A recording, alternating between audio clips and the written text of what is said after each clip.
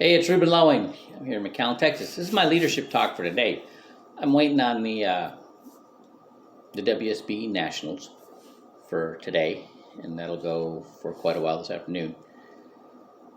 And all this training and all this exposure, this is the benefit of it. Okay, so I got like 92 people in the counter last month, and I've had a challenge getting recruits and business out of them.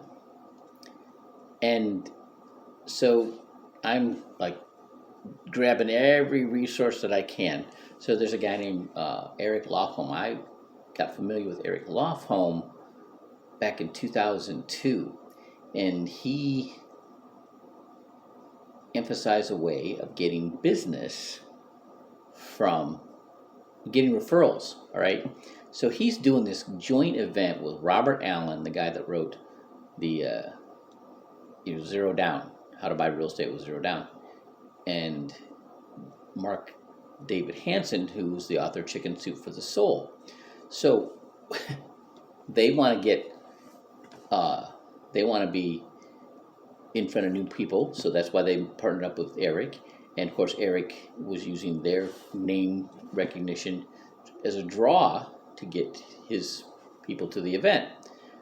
Right. And so he explained that strategy, if you got a client that has a business or a skill set that you know people from your database or your customers that would benefit from that, you refer them. It makes it, that's, you give them a referral, they give you a referral. Doesn't it? That just like, it's like hand in a glove, right? I got a guy in California who teaches how to drone certification, become a drone pilot to veterans, started a company. Well, come to find out, through one of my Navy SEAL buddies that helps find veterans groups to the VA will pay for that kind of training, but not to a nonprofit, to a business. So he's got somebody who's got a pay for profit business that he's going to, utilize to be able to train military veterans on how to fly, and he'll train them. Okay. And that's what where his heart is, right? So when I ask him for a referral, all right, there you go.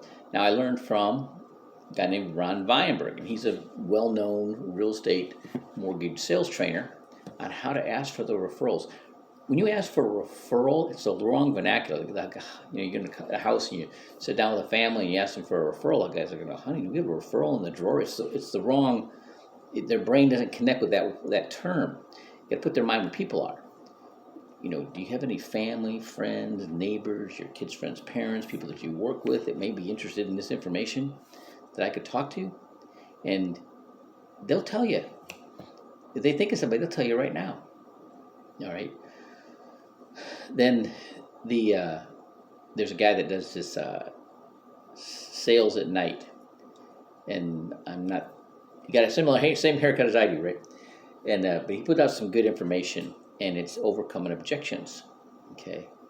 And it used to really bother me when people give me an objection. I'm like, they're stalling me, and it's like, it making an excuse, and it drove me crazy until I realized that when people give you an objection, they're telling you what their greatest concern is. And if you have the answer, you don't just blurt it out. Well, listen, I think I might have a solution for that. If I can find the answer to that, will you do business with me? And if they really want that problem solved, and you got the solution, they'll tell you yes. Now, the other factor is getting through people that stonewall you. They don't give you their list. Or they don't, they're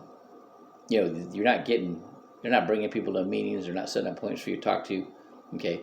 Why? Why? Because they don't really understand it all. That's why.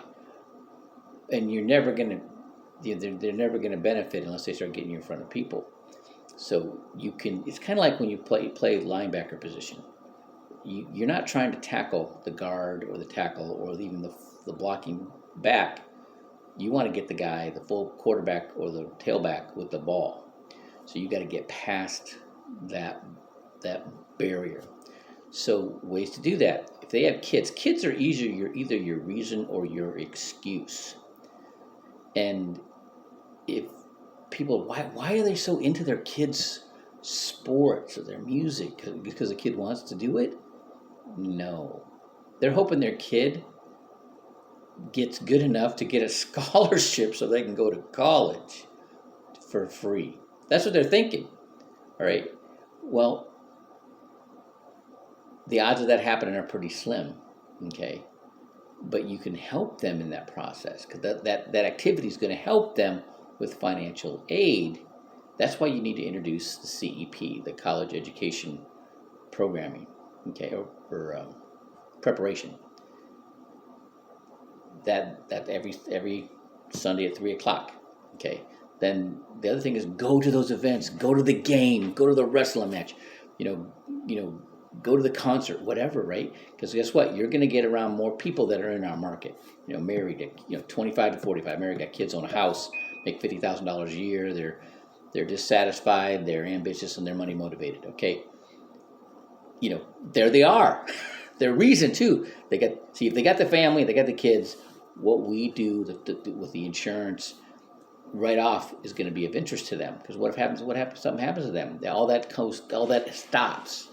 Okay, if somebody doesn't have the family, it's harder to get, even with all the tax advantages and the living benefits. It's hard, the protection. Okay, it's hard to even to talk to somebody about that. But when you do, then you show them this is the additional benefit to your policy. Then they start really digging it. Okay, so we're all virtual. We're not going to events, right? Guess what? They all have social media. Join their social media, join their Facebook page, join their LinkedIn page, connect with them on LinkedIn. Go start a dialogue with people that they're associated with. Okay, and you're going to be that's a cyber way of friendship borrowing. That's the key. All right, and so that's what I got to do now with all the people that I got on the counter, right, and get me closer to the ideal client. 25, 45, married, got kids, own a house, make $50,000 a year, but they want to do better, dissatisfied, ambitious, and money motivated. All right.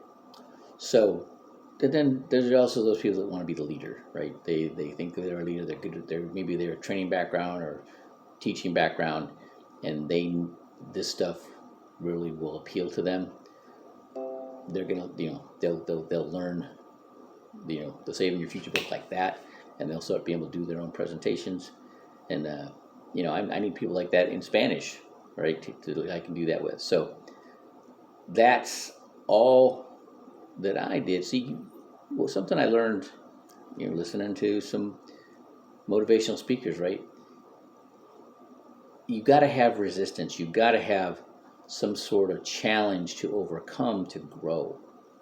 Okay, so if I would have got to this barrier, all right, and stopped, I'd have died. Okay, but I don't want to stop. I know what I want, and that's really key.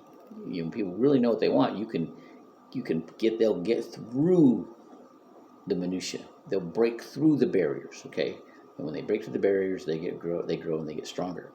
Okay, so because I really want what I want, is what I sought this information out, and with all the trainings that we do, is their way of trying to provide that information, that little nugget of knowledge that we need to break through. And once we break through, we get stronger, we get more confident, all right, and we start recognizing with other people so we can help them along. All right, there you go. Have a great Saturday.